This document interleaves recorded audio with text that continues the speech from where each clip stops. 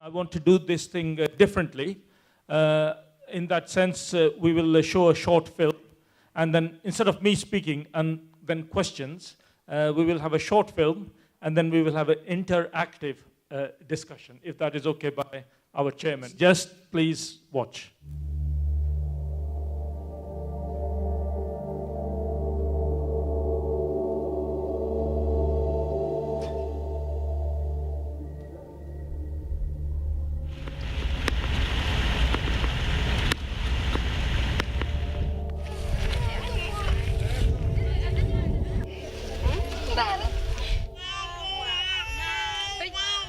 Here we are, just 30 minutes away from the government base in Kadugli.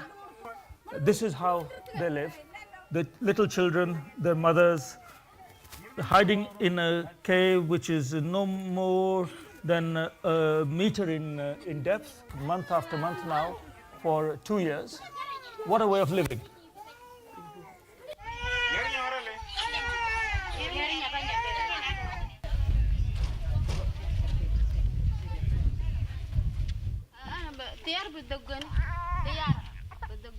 It is disgraceful that civilians like this, women and children, 90% of the people we've seen here are women and children, should be bombed from the skies, missiled, their fields burnt, their homes destroyed, their food stocks completely gone, and unable to grow their crops, season after season after season. These are crimes against humanity. These are war crimes. And I don't know why the world isn't doing more about it.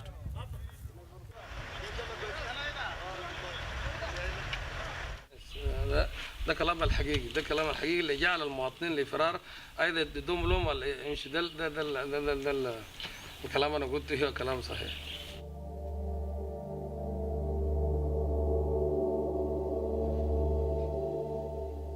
We are in Tabania going to see a bombed area where the houses were destroyed and people killed.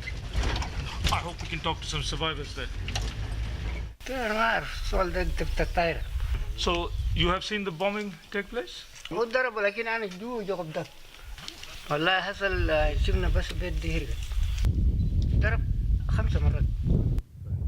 Al-Bashir, the president, the defense minister, and the governor of southern Kordofan, Ahmed Haroun, have already been indicted by the International Criminal Court for what they did in Darfur.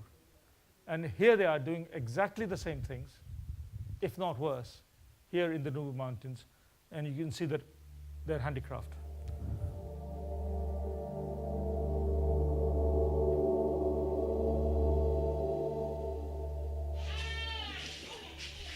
He was just playing with his brother, and then he got injured. A lot of wounds from the Antonov bombardments. The vast majority of these are civilian. These Antonov wounds tend to be very severe, loss of limb, of course, loss of life, very deep penetrating wounds, this type. In addition to the traumatic wounds caused by outright fighting, there's been a large increase in cases of malnutrition. For sure, a lot of the problems, certainly problems with hunger, the problems with supplies will be lessened if they allow these cross-border operations to take place, just humanitarian aid across the border. Personally, I'm puzzled why this is not taking place. It doesn't make any sense to me. We have hungry people. We see hungry people here. Let's do the right thing and provide food to the hungry people. And don't worry about what the Khartoum government says. The Khartoum government will renege on any agreement that is made with them. To deny life-saving humanitarian aid and medical assistance to non-combatants, wounded, which by definition are therefore non-combatant, isn't that a violation of international humanitarian law and a crime against humanity? Yes, it is. So the international community has been complicit in the Khartoum government's program to annihilate the people here.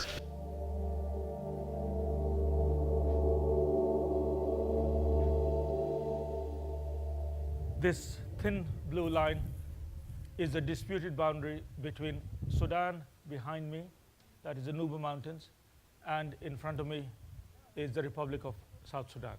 This thin blue line here is where the rhetoric meets reality.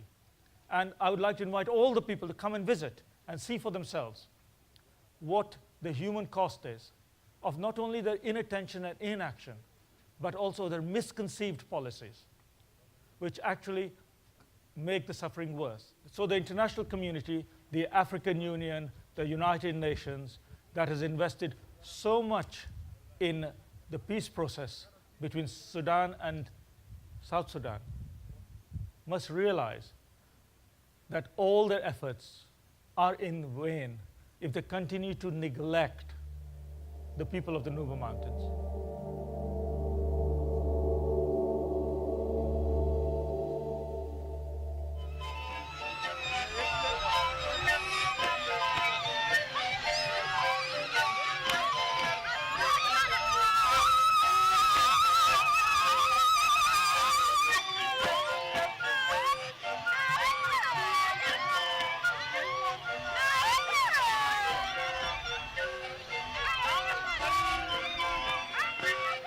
The raping for women.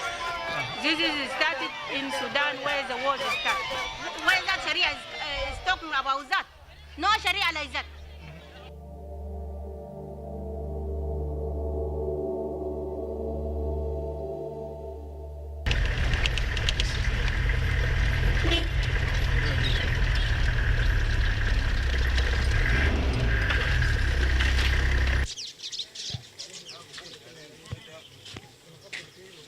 This is Yabus in Blue Nile State in Sudan.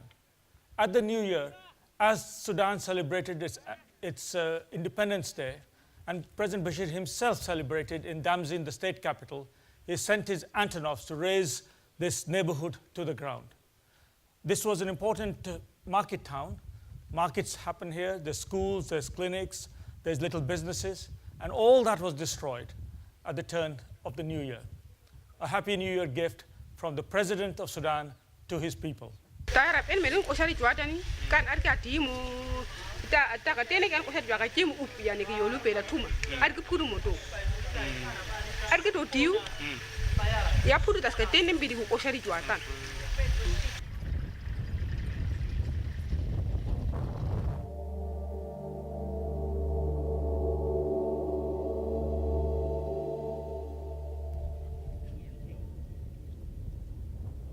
This is a mass grave of about a dozen people.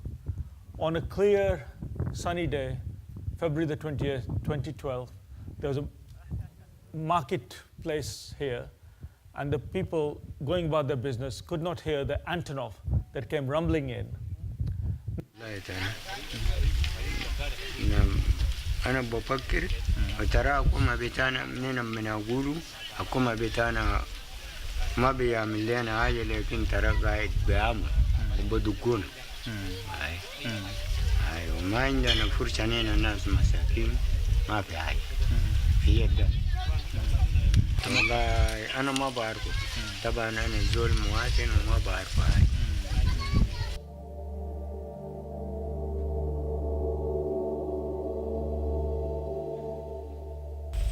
So we are in the vastness of northern Baragazal state of South Sudan.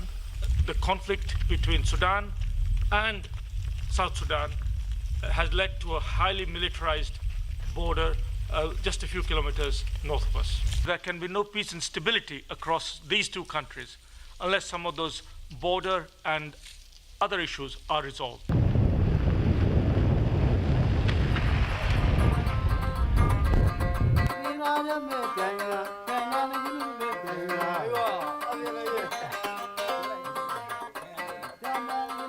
So here we have another crater, bomb sent by Antonovs of Sudan Air Force. And you can see behind me the civilian village, which is so close. And it's a miracle that only 5 people died here. But this is one of many such bomb attacks in this neighborhood.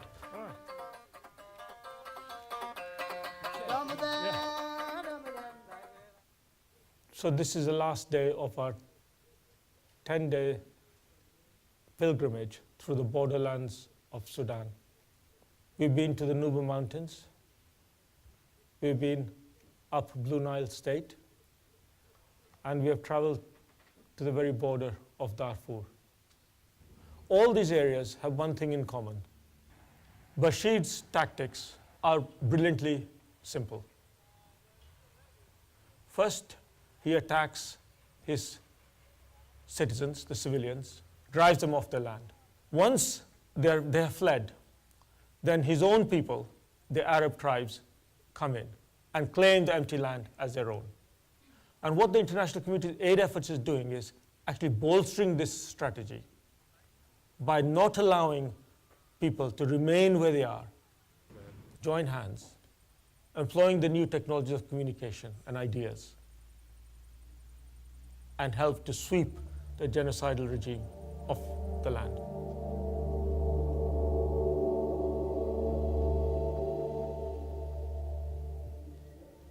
Right. They say a picture speaks louder than any amount of words. And with what we're going to do now, with your permission, Mr. Chairman, is instead of the standard talking, is really not to have discussion at the end, but to have constant dialogue and discussion, because I think people have had enough lectures. So, this is the Nuba Mountains. How many of you have heard of the Nuba Mountains? Is that it? Isn't that pathetic? You know, what kind of education have you had?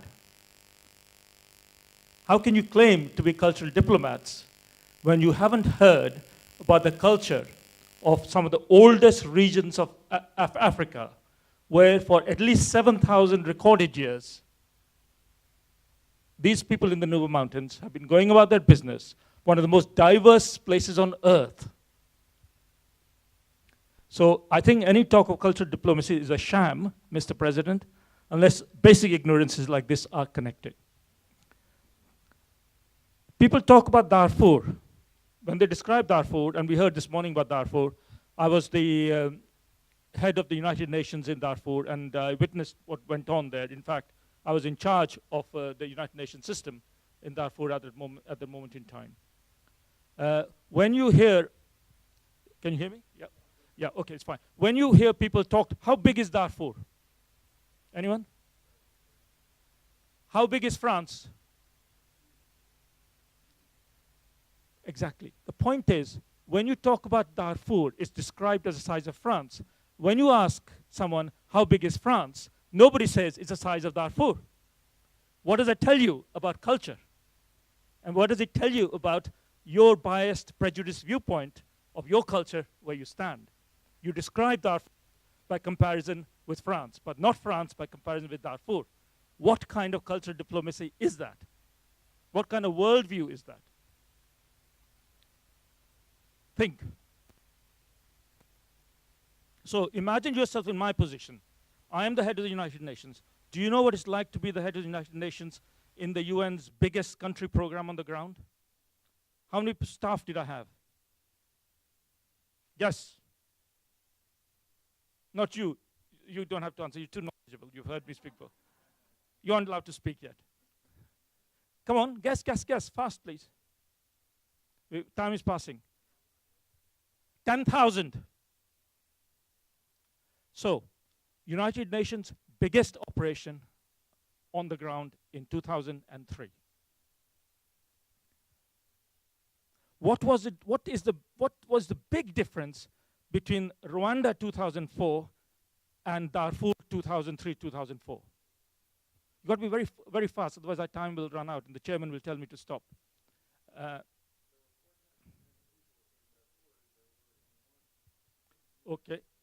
Okay. What else? But the world, how was the world different in 2003, 2004 compared to Rwanda 10 years ago?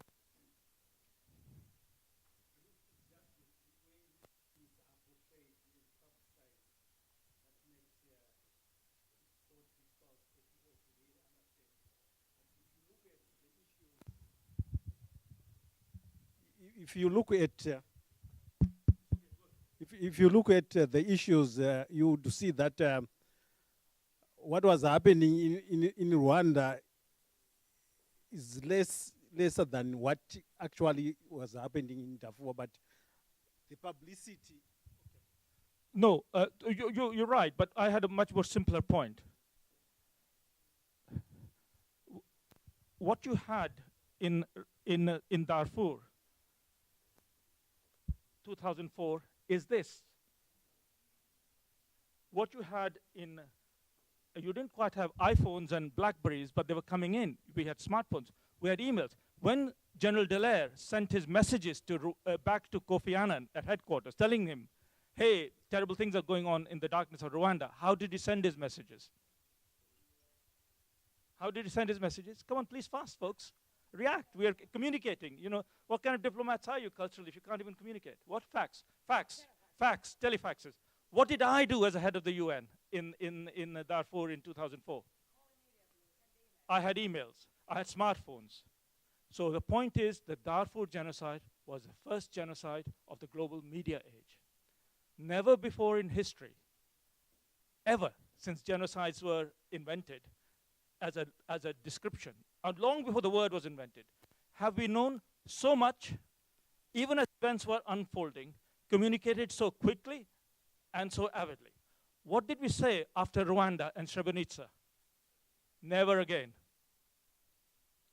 And the excuse was that we didn't know what was going on. Even in Rwanda, we knew a lot because Dallaire communicated very effectively. But it was still at the level of bureaucrats and technocrats knowing it. It wasn't a public knowledge.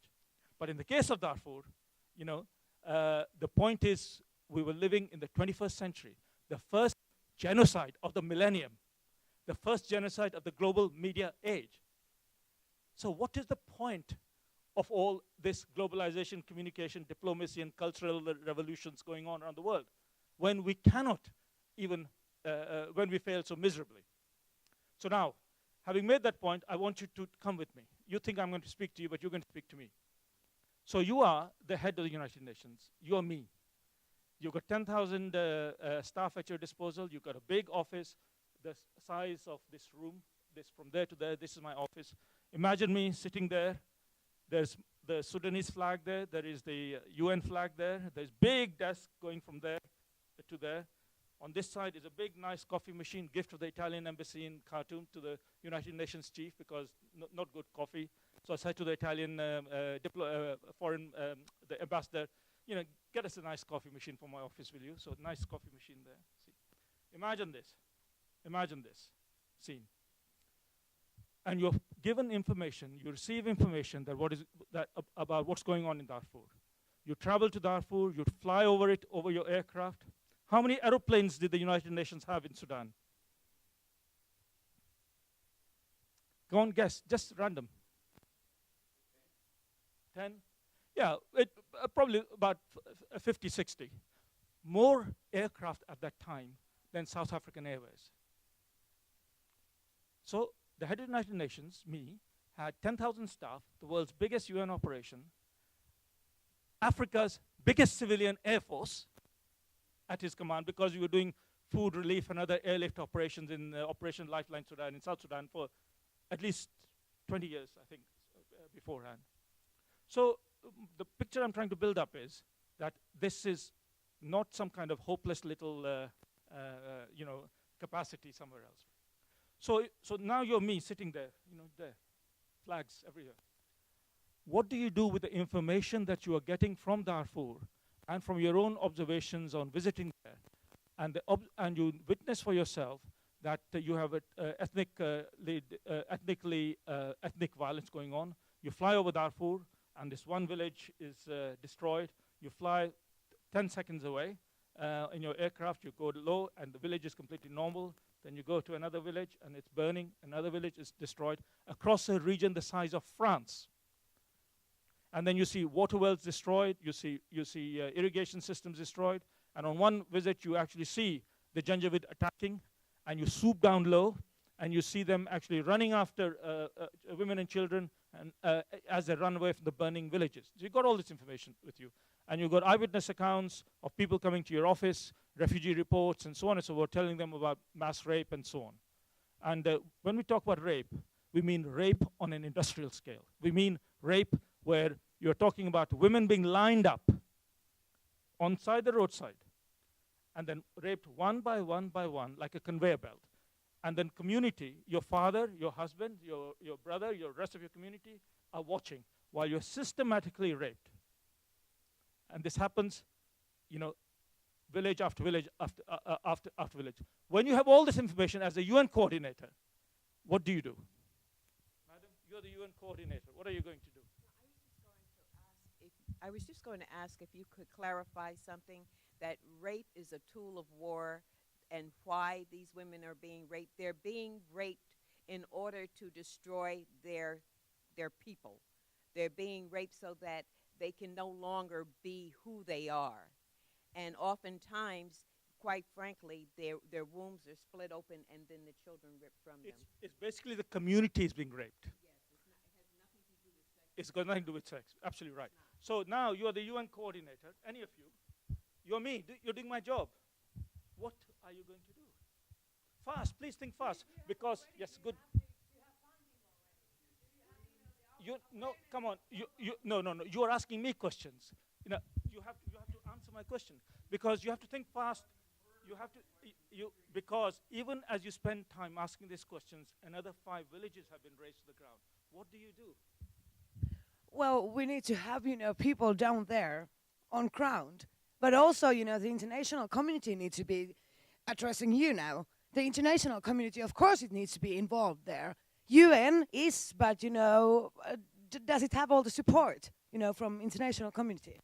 So what you do is you try and spread the message. You inform your bosses. Your boss is Kofi Annan, the head, the person in charge of the United Nations. Who was the head? Who was in a prominent position at the United Nations when the Rwanda genocide happened? Who was in a prominent position at the United Nations when the Srebrenica genocide happened? Who was the head of the United Nations when the Darfur genocide happened and my boss? Who got the Nobel Peace Prize?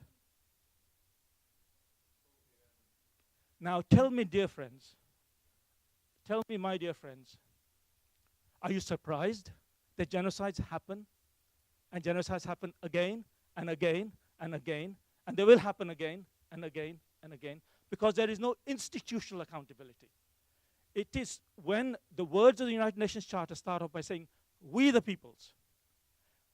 As you climb up to the very top of headquarters on 30th floor, where are the people? They're on the pavement. And the case of our people we're talking here about, actually they're under the pavement.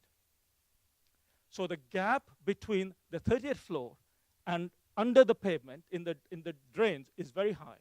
And our problem with the world is the lack of democratic accountability of our institutions and our leaders. In the end, it is not institutions that fail. It is people that fail.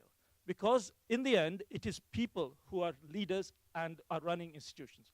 So if I've got a key message to give, it is that the lesson to learn from Rwanda, from Srebrenica, and all those particular places is that unless we can make institutions accountable for failure, we will continue having this again.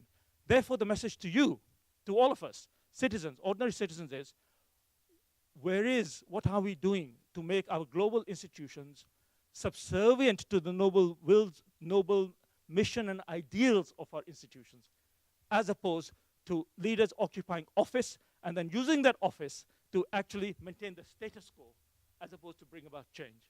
So in a sense, that's the cultural shift that we have to actually make about if we are to make any difference.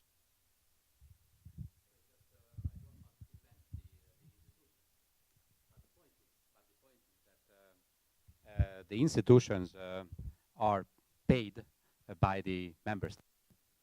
So, there are delegates of member states. There are the representatives of the US, of the friends of the Brits, and so on, who did know about what happened in Darfur. Why did not they raise their word? Sorry, just 1 second, because I wanted to say that for you all of us, at that time, well, first of all, I was responsible for Africa when I started working there. So I met with the problem in 2003. But I was in 2006 at a meeting in Germany, in Bonn, when we spoke about the responsibility to protect. Gareth Evans was the one. And then we spoke about the prevention and about very nice things. There was somebody, I don't remember, who has made a performance about what has happened in Darfur. And nobody said anything, just we acknowledged it, took note, and that's it. So it is our personal responsibility as well. So not only the institutions, but if we don't raise our voices and speak up, then people will not be. And this is one of the reasons why we are together. What can we do as NGOs together to provoke and to press institutions to do something? Sorry. I think, no, don't be sorry. I think that is precisely the point. It is that please don't ask others. It is, you said, who is going to bell the cat? That is the critical question. Don't complain about these institutions. Don't complain. But are you doing your duty in terms of what those of you who are German citizens, what is the German executive doing in its particular positions it's adopting, or the British, or whoever you are? So we're going to finish soon, don't worry. Just one remark about Rwanda. I read an article where Kofi Annan told his views about the Rwanda situation.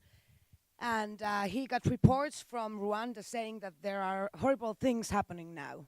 And he started to, try to raise the awareness and, calling people like, we need troops there, we need actions, and nothing happened. People knew what was happening, but, the international community and UN didn't, work in an efficient time. Thank you. I think we'll finish now, except while you're putting the lights out, you can have a final comment, and I just need to show you a 2-minute video. Thank you very much. My understanding is that you indirectly blame it Kofi Annan, at Not least. Directly. I think very respectfully, if there's anyone individually responsible for that, you also could be blamed for that being in Darfur at the time. Sure. From that point,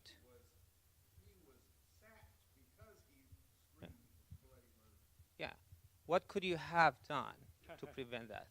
A very good question, and I thank you for that, and I think it's a very valid question. I have spent countless days and nights not sleeping, wondering if I could have done my job differently or better. And the point is not that someone failed or succeeded, but an accountability mechanism. It's, I would be very happy, for example, there to be an international inquiry about and say, you guys, you did your job, you didn't do your job. And that's the point, you see. And I want to actually respond to your point and to the other point that you made, Georgi, about the fact is that the UN is made up of its member states. And I can tell you, because I was in the State Department at the time of the Rwandan genocide, the 4 people who made up the peacekeeping core group inside the US government, instead of being punished for their decision to withdraw the US troops, or the UN troops, there weren't even US troops there, from Rwanda, instead of that terrible, terrible mistake being, a blot on their careers, all of them were promoted. Susan Rice is now our UN ambassador. George Ward, who was our acting Assistant Secretary for International Organization Affairs, this is the 4 members of the Peacekeeping Core Group. Sarah Sewell is now the Dean at the Kennedy School of Government. And the fourth member of essentially the people who made these decisions was Richard Clark, who was also promoted. In other words, what you're saying about responsibility is right on the money. And you give Nobel Prize to one. I think we need to finish, but let me just finish by asking you to turn the lights off again at the back and just watch this as 2.5 minutes, and thank you for your attention. Can you turn this light off as well? Yeah. And this answers your question, the person at the back. We knew from day one what was going on. Hardly a day would go by without an email report being sent to New York detailing the latest incident, including time, place. Very often we even knew which army unit was responsible. My country, my country, my country. The reaction from New York, there was no reaction. It is as if the reports disappeared into a black hole.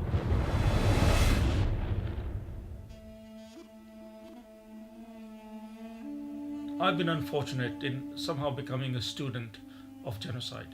Having witnessed at first hand Rwanda, Srebrenica, in my view, those who stand by and don't even try to do something are almost as culpable as those who stick the knife in or who pull the trigger.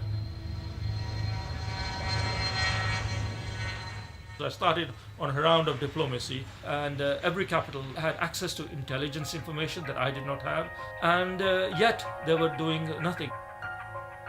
So there was only one thing left, and that was tell the story as I knew it to anyone who would listen anywhere in the world. And there's only one way to do that, and that is through the media. And I knew that this would be the end of my career anyway. It was cold, calculated fury that was driving me towards the end, because there's nothing to lose, because everything had been lost, most of all the lives. And once the genie was out of the bottle, there was no going back.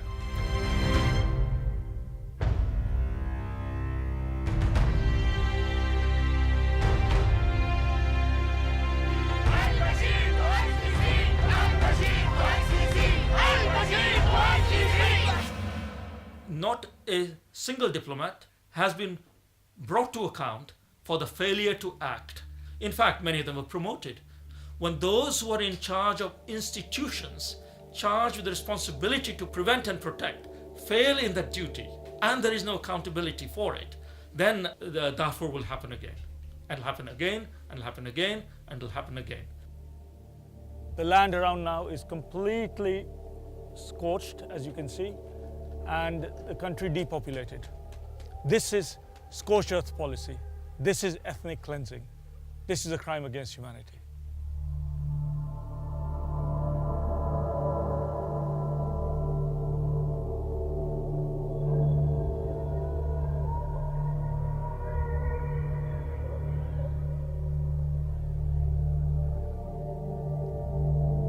Okay, so I think that tells you.